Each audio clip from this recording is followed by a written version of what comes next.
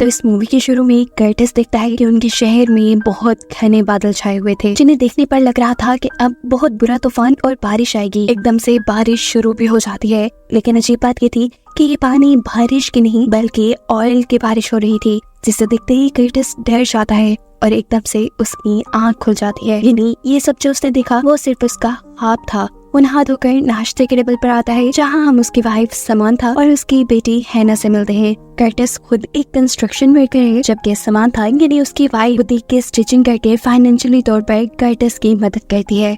ये लोग हर वीक में 3 दिन हैना के स्कूल जाते हैं, क्योंकि हैना बोल नहीं सकती और उसके साथ बातें करने के लिए इन्हें साइन लैंग्वेज सीखनी थी। ये लोग उसका इलाज भी करवा रहे थे, इसीलिए इन्हें पैसों की तंगी भी थी। साथ ही साथ समांथा एक वेकेशन प्लान भी कर रही थी, जिसके लिए उसने खुद काम कर करके बहुत पैसे जोड़ लिए थे। दिखाया जाता है कि कर्टिस ने अपने घर बहुत सारा बेकार सामान रखा हुआ था, क्योंकि उसे लगता है कि उनके शहर में एक बहुत बड़ी तबाही आने वाली है, इसीलिए वो शेल्टर बनाना चाहता है। अपनी इसी उटपटांग के सामान को वो अभी ठिकाने ही लगा रहा था कि अचानक आसमान में दोबारा काले बादल छा जाते हैं। वहाँ सुनामी आ जाता है। आसमान में कड़कती हुई बिजली एकदम से जमीन से टकराती है, जिसकी वजह से कर्टिस का डॉग डर कर भौंकने लग जाता है और फिर अपनी रस्सी तुड़वाकर वो कर्टिस को काट भी लेता है। उसके काटते ही कर्टिस जाग गया और इससे हमें मालूम हुआ कि ये भी कर्टिस का ख्वाब ही था। लेकिन हैरान कर देने वाली बात ये थी कि उसके ख्वाब में जहाँ डॉग ने उसे काटा था, वहीं बाजू में उसे अब भी दर्द हो रहा था। इसी के बारे में सोचते हुए वो अपनी मीटिंग में भी ध्यान नहीं दे रहा था,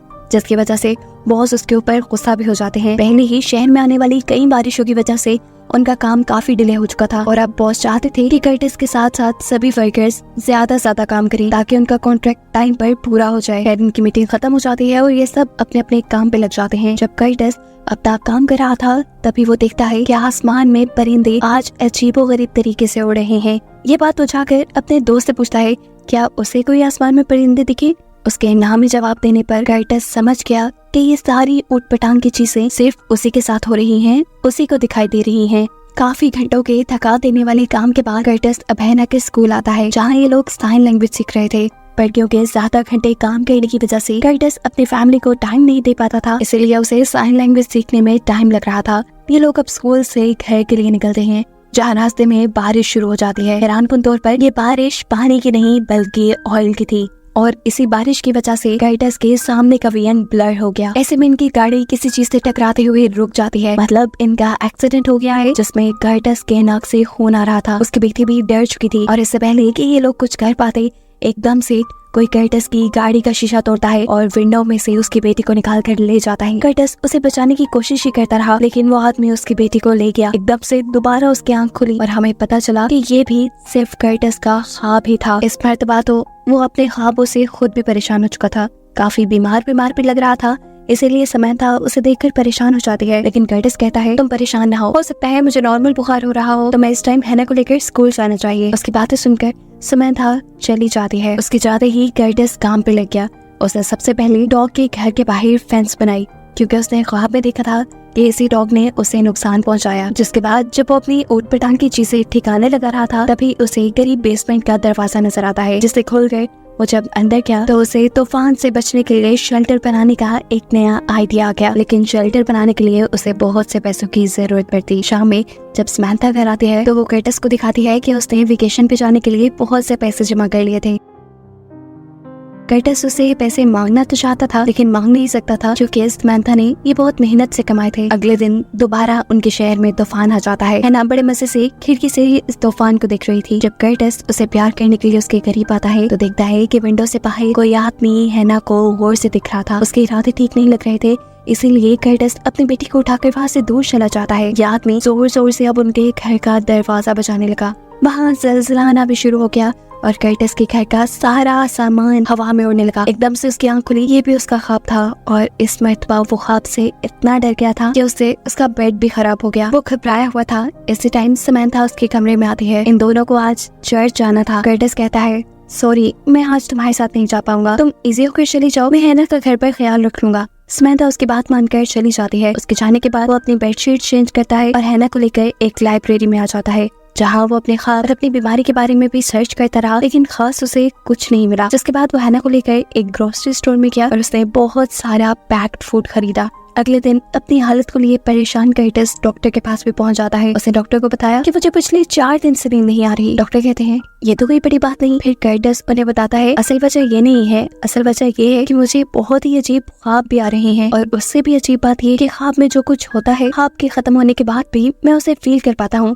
जैसे ख्वाब में मुझे डॉग ने बाइट किया था और उसका दर्द मैं अभी भी अपने जिस्म पे फील कर रहा हूँ। डॉक्टर जान गए कि उसको कोई मेंटल इश्यू हो गया है। वो उसे कहते हैं कि इस टाइम तो मैं तुम्हें कुछ मेडिसिन लिख कर दे रहा हूँ जिससे तुम्हें नींद अच्छी आएगी, लेकिन तुम एक साइकेट्रिस्ट से जाकर मिलो। दूसरी तरफ हम देखते हैं कि समंथा इस टाइम इंश्योरेंस कंपनी में थी, क्योंकि कर्टिस की जॉब से जो उन्हें हेल्थ इंश्योरेंस मिला हुआ था उसके जरिए वो हैना का ऑपरेशन करवाना चाहती थी, और लकीली उसकी ये रिक्वेस्ट अप्रूव भी हो जाती है। घर आते हुए कर्टिस भी जब मेडिसिन लेने के लिए जाता है तो उसे पता चलता है कि मेडिसिन उसे ये फ्री मिलने वाली है, और ये सुनकर वो बहुत ज्यादा खुश हो गया। घर आने पर समंथा भी खुश थी। समंथा उसे बताती है कि अब उन्हें ज्यादा पैसे बचाने की जरूरत नहीं पड़ेगी, हैना का ऑपरेशन भी हो जाएगा और ये लोग बहुत इजीली फैमिली ट्रिप पे भी जा पाएंगे।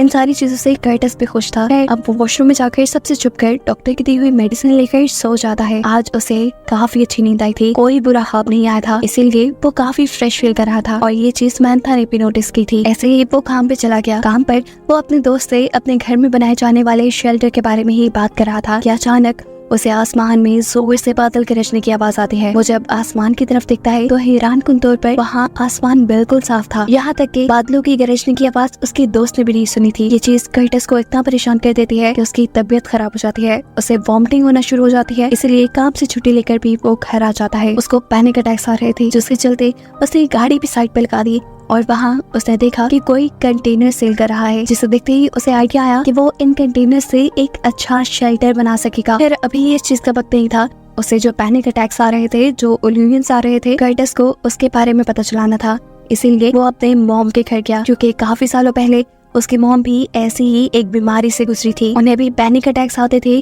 अजीबोगरीब इल्यूजन्स आते थे, जिसके चलते उन्होंने घर भी छोड़ दिया। कर्टिस और उसके भाई को उसके डैड ने अकेले पाला, और फिर एक दिन उन्हें उनकी मॉम गार्बेज बिन के पास मिली, जिसके बाद कर्टिस और उसके डैड ने उन्हें एक प्राइवेट हॉस्पिटल में एडमिट करवा दिया। कर्टिस अपनी मॉम से जानना चाहता था क्या ये सब जो उसके साथ हो रहा है वो उसकी मॉम की वजह से है, जेनेटिकली है, लेकिन इस टाइम उसकी मॉम को कुछ भी याद नहीं था, यहाँ तक कि ये भी याद नहीं था कि कर्टिस उनका बेटा है। साफ लफ्जों में कि कर्टिस को अपनी बीमारी के बारे में यहाँ भी कुछ नहीं पता चला। अब अगला ऑप्शन था साइकेट्रिस्ट से मिलना, लेकिन उसकी हालत इतनी खराब थी कि वो कोलंबस ड्राइव करके भी नहीं जा सकता था, इसलिए वो अपने डॉक्टर को कॉल करता है और उनसे कोई दूसरा ऑप्शन पूछता है। डॉक्टर उसे एक कंसल्टेंट से मिलने को कहते हैं। ये कंसल्टेंट उसकी अच्छे तरीके से बात तो सुनती है, लेकिन वो क्योंकि साइकेट्रिस्ट नहीं थी, इसलिए ना तो वो डायग्नोज कर पाई कि कर्टिस को आखिर है क्या, और ना ही वो उसके इलाज के लिए कुछ उसे बता पाई। उसने भी कर्टिस को साइकेट्रिस्ट को मिलने का ही मशवरा दिया। दिन ब दिन कर्टिस डरने लगा था, उसकी हालत खराब हो रही थी। उसे लगा कि अब उसे हर हाल में शेल्टर बना लेना चाहिए, जिसके लिए काफी सारे पैसों की जरूरत पड़ती, इसीलिए वो अपना घर गिरवी रख देता है।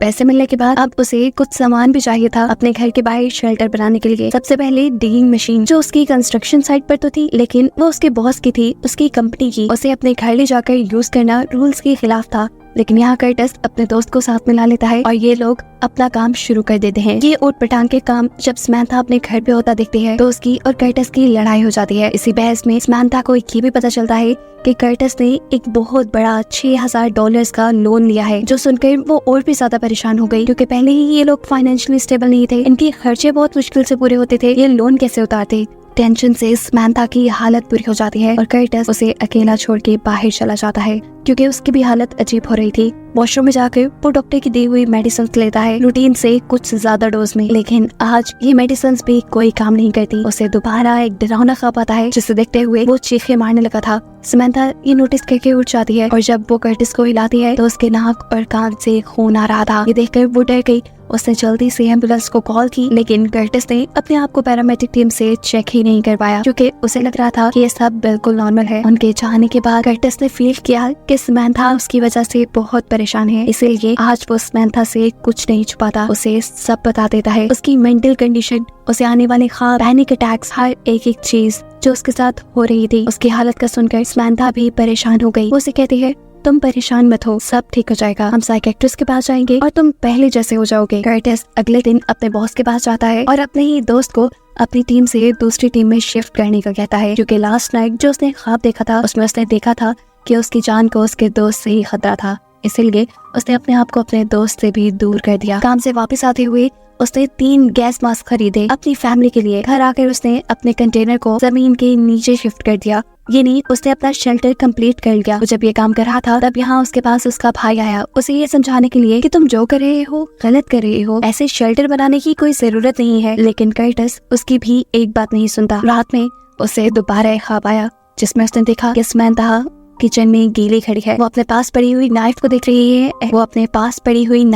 रही है। ऐसे ही जैसे वो अभी इसी नाइफ से कर्टिस के ऊपर हमला कर देगी, लेकिन कर्टिस उसे इशारे में मना करता है और अचानक उसकी आंख खुल जाती है। इस ख्वाब से वो और भी ज्यादा डर गया और जब सुबह समंथा ब्रेकफास्ट के टाइम उसे टच करने लगी तो कर्टिस ने उसे भी अपने आप से दूर कर दिया। समंथा उसे बताती है कि बाहर तुमसे तुम्हारे बॉस मिलने के लिए आए हैं। उसके बॉस उसके लिए एक बुरी खबर लाए थे। जो चीजें उसने इलीगली अपनी कंपनी की इस्तेमाल की थी अपना शेल्टर बनाने के लिए, उसकी इस हरकत की वजह से उसे जॉब से निकाल दिया गया था। अब उसके पास सिर्फ 2 हफ्तों के लिए हेल्थ इंश्योरेंस थी जिसमें वो अपनी बेटी का इलाज करवा सकता था। कर्टिस अपने बॉस को बहुत समझाने की कोशिश करता है कि ये सब करना उसकी मजबूरी था, लेकिन बॉस उसकी एक बात नहीं सुनते और यहाँ से चले जाते हैं। ये बुरी खबर समंथा को भी पागल कर देती है क्योंकि पहले ही वो लोग अपने खर्चे अफोर्ड नहीं कर पा रहे, ऊपर से कर्टिस ने लोन भी ले लिया था और अब जॉब भी नहीं रही थी। इन सभी चीजों के बारे में सोचते हुए वो गुस्से में कर्टिस को थप्पड़ मारकर हैना को यहाँ से ले जाती है।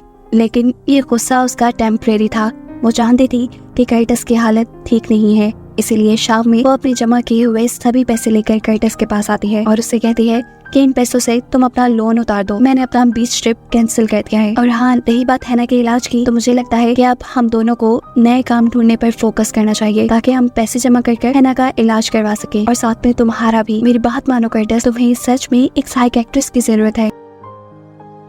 कर्टिस इस टाइम उसके हाँ में हाँ मिला देता है, जिसके बाद वो और समंथा हैना के स्कूल डिनर के लिए निकल जाते हैं। इस स्कूल डिनर में कर्टिस का वो दोस्त भी आया हुआ था जिसने शेल्टर बनाने में उसकी मदद की थी। वो कर्टिस को देखकर गुस्से से पागल हो जाता है क्योंकि कर्टिस की वजह से उसकी भी जॉब चली गई थी। वो यहाँ सब लोगों के सामने कर्टिस से बदतमीजी करता है और सब लोगों को बता देता है कि कर्टिस ही है जिसने उसे इलीगल काम करने का बोला। वो कर्टिस की मेंटल कंडीशन के बारे में नहीं जानता था, इसलिए उसे ज्यादा गुस्सा इस बात का था कि जब वो कर्टिस का दोस्त था तो उसे लगा कि कर्टिस ने उसे धोखा दिया है। उसको अपनी टीम से निकालकर इन सारी बातों को सुनते हुए कर्टिस भी गुस्से में आ जाता है और खड़े होकर अपना टेबल ही गिरा देता है और जोर जोर से चीखकर सब लोगों को बताता है, तुम सब मुझे पागल समझ रहे हो, ऐसा नहीं है, मैं जो कर रहा हूँ ठीक कर रहा हूँ। यहाँ एक बहुत बुरा तूफान आने वाला है और इसके लिए तुम सब तैयार नहीं हो, सिर्फ मैं तैयारी कर रहा हूँ। ये कहते ही उसने अपना कंट्रोल भी खो दिया। बहुत मुश्किल से समंथा उसे अपने घर ले गई। अगले दिन ऐसा लगा कि जैसे उसकी कही हुई सारी बातें सच होने लगी क्योंकि आसमान में परिंदे